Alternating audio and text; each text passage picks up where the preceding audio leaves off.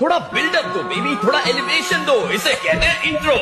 भाई और बहनों, presenting the most interesting and entertaining character